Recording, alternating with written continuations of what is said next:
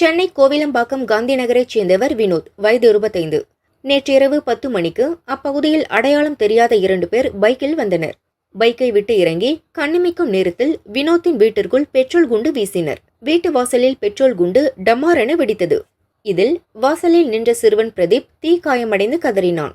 சத்தம் கேட்டு பதறிய பெற்றோர் வெளியில் வந்து பார்த்தபோது மர்ம நபர்கள் பைக்கில் ஏறி எஸ்கேப் ஆனார்கள். இந்த பரபரப்பு அடங்குவதற்குள் மேலும் 2 முறை அடுத்தடுத்து பெரும் சத்தத்துடன் பெட்ரோல் குண்டு வெடித்தது. அருகில் இருக்கும் எம்ஜிஆர் நகர் மற்றும் பெரியார் நகரில் உள்ள 2 வீட்டில் பெட்ரோல் குண்டு வெடித்தது உறுதியானது. இரவு 10 மணிக்கு பொதுமக்கள் பீதியடைந்தனர்.